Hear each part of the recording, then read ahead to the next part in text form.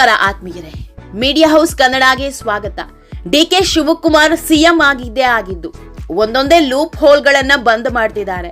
ಇಷ್ಟು ವರ್ಷದಿಂದ ವಾಮ ಮಾರ್ಗವಾಗಿ ಹರಿದು ಹೋಗ್ತಾ ಇದ್ದ ಹಣದ ಹರಿವಿಗೆ ಬೀಗ ಜಡಿಯೋದಕ್ಕೆ ಶುರು ಮಾಡಿದ್ದಾರೆ.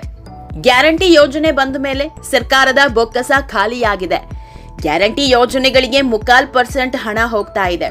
ಹೀಗಾಗಿ ಅಭಿವೃದ್ಧಿ ಯೋಜನೆಗಳಿಗೆ ಹಣ ಸಾಲ್ತಿಲ್ಲ ಅನ್ನೋ ಆರೋಪದ ಹೊತ್ತಲ್ಲೇ ಒಂದೊಂದೇ ಲೂಪ್ ಹೋಲ್ ಬಂದ್ ಮಾಡ್ತಿದ್ದಾರೆ. ಸರ್ಕಾರದಿಂದ ಪ್ರತಿ ತಿಂಗಳು ಹರಿದು ಹೋಗ್ತಾ ಇದ್ದ ನೂರಾರು ಕೋಟಿ ಹಣದ ಖಜಾನೆಯನ್ನ ಸರ್ಕಾರದ ಬೊಕ್ಕಸದಲ್ಲೇ ಇರಿಸಿಕೊಳ್ಳೋದಕ್ಕೆ ಪ್ಲಾನ್ ಮಾಡಿದ್ದಾರೆ. ಇದರ ಮೊದಲ ಹೆಜ್ಜೆಯೇ ಗೃಹಲಕ್ಷ್ಮಿ, ಗೃಹಜ್ಯೋತಿ ಹಾಗೂ ಪಿಂಚಣಿ ಯೋಜನೆ. ಹೊಸ ಸರ್ಕಾರ ರಚನೆ ಆಗಿದ್ದು ಒಂದರ ಮೇಲೊಂದರಂತೆ ಯೋಜನೆಗಳಿಗೆ ಸರ್ಜರಿ ಮಾಡ್ತಿದ್ದಾರೆ. ಗೃಹಲಕ್ಷ್ಮಿ ಹಾಗೂ ಗೃಹಜ್ಯೋತಿ ಯೋಜನೆ ಬೆನ್ನಲ್ಲೇ ಪಿಂಚಣಿ ಯೋಜನೆಗೂ ಮೇಜರ್ ಸರ್ಜರಿ ಮಾಡಿದ್ದಾರೆ. ಅನರ್ಹರಿಗೂ ಹಣ ಹೋಗ್ತಾ ಇದೆ ಅನ್ನೋ ಕಾರಣ ಕೊಡ್ತಿರೋ ಸರ್ಕಾರ ಪಿಂಚಣಿಯಲ್ಲೂ ಕೈ ಆಡಿಸ್ತಿದೆ. ಬರೋಬ್ಬರಿ 16 ಲಕ್ಷ ಮಂದಿಗೆ ಶಾಕ್ ಕೊಡೋದಕ್ಕೆ ಮುಂದಾಗಿದೆ.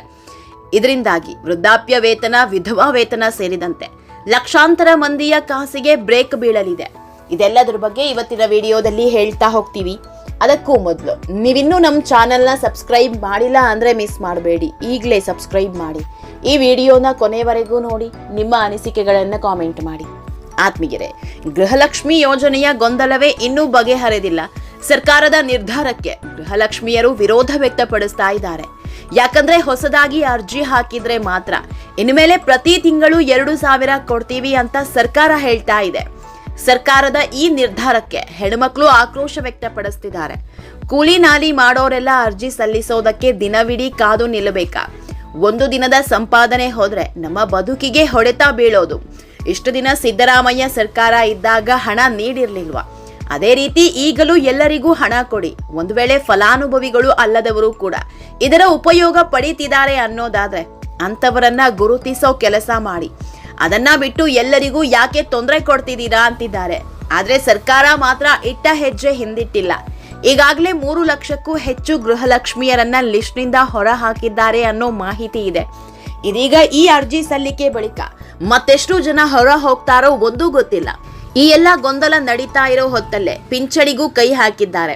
ಬರೋಬ್ಬರಿ 16 ಲಕ್ಷ ಫಲಾನುಭವಿಗಳ ಮಾಸಿಕ ಪಿಂಚಣಿಯನ್ನ ಸರ್ಕಾರ ಕಡಿತ ಮಾಡಿದೆ. ಇದರಿಂದಾಗಿ ಅದೆಷ್ಟೋ ಕುಟುಂಬಗಳಿಗೆ ದೊಡ್ಡ ಹೊಡೆತ ಬೀಳಲಿದೆ. ಪ್ರತಿ ತಿಂಗಳು ಬರ್ತಾ ಇದ್ದ ಅಷ್ಟೋ ಇಷ್ಟೋ ಹಣವೇ ಸಹಾಯ ಆಗ್ತಾ ಇತ್ತು.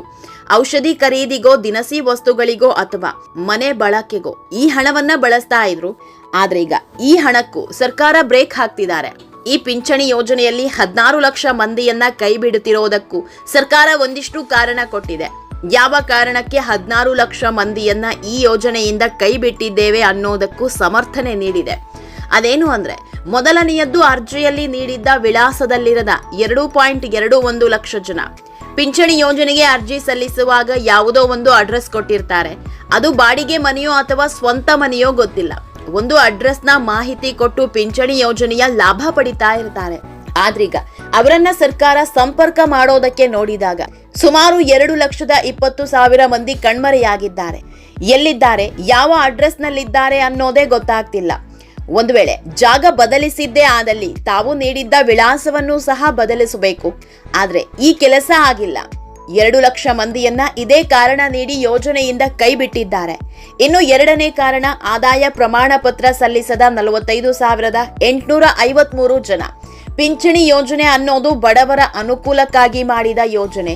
ಆದ್ರೆ ಈ ಯೋಜನೆ ದುಡ್ಡಿದ್ದವರಿಗೂ ಕೈ ಸೇರ್ತಾ ಇದೆ. ಇದನ್ನ ತಡೆಗಟ್ಟುವ ನಿಟ್ಟಿನಲ್ಲೇ ಆದಾಯ ಪ್ರಮಾಣ ಪತ್ರ ನೀಡುವಂತೆ ಸರ್ಕಾರ ಸೂಚನೆ ನೀಡಿತ್ತು. ಆದ್ರೆ 45,853 ಮಂದಿ ಇವತ್ತಿಗೂ ಆದಾಯ ಪ್ರಮಾಣ ಪತ್ರ ಕೊಟ್ಟಿಲ್ಲ. ಹೀಗಾಗಿ ಇವರನ್ನ ಈ ಯೋಜನೆಯಿಂದ ಹೊರಗಿಟ್ಟಿದ್ದಾರೆ. ಇನ್ನು ಮೂರನೆಯದ್ದು, ಸೂಕ್ತ ದಾಖಲೆ ನೀಡಿದವರು ಈ ಯೋಜನೆ ಸಂಬಂಧ ವೈಯಕ್ತಿಕ ಹಾಗೂ ಕಾನೂನಾತ್ಮಕ ಮಾಹಿತಿಯನ್ನ ಸರಿಯಾಗಿ ನೀಡಿಲ್ಲ.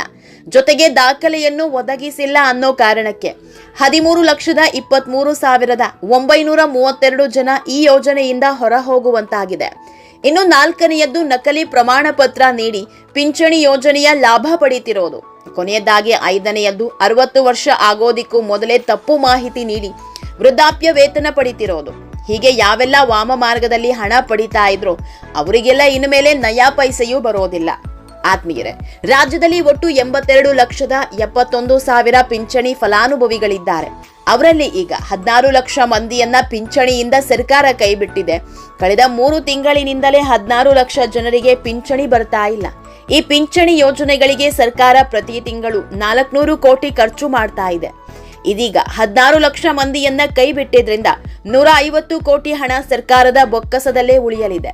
ಇನ್ನು ಈ ಪಿಂಚಣಿ ಅಂದ್ರೆ ಏನು, ಯಾರೆಲ್ಲ ಇದರ ಲಾಭ ಪಡಿತಾ ಇದ್ರು ಅಂತ ನೋಡೋದಾದ್ರೆ, ಮೊದಲಿಗೆ ವೃದ್ಧಾಪ್ಯ ವೇತನ ಪಡೆಯುವವರು ಅಂದ್ರೆ 60 ವರ್ಷ ಮೇಲ್ಪಟ್ಟವರು, ಎರಡನೆಯದ್ದು ವಿಧವಾ ವೇತನ ಪಡೆಯುವವರು, ಮೂರನೆಯದ್ದು ಅಂಗವಿಕಲರ ವೇತನ, ನಾಲ್ಕನೆಯದ್ದು ಸಂಧ್ಯಾ ಸುರಕ್ಷತಾ ಫಲಾನುಭವಿ, ಆರನೆಯದ್ದು ಮನಸ್ವಿನಿ ಫಲಾನುಭವಿಗಳು, ಏಳನೆಯದ್ದು ಆಸಿಡ್ ದಾಳಿ ಫಲಾನುಭವಿಗಳು.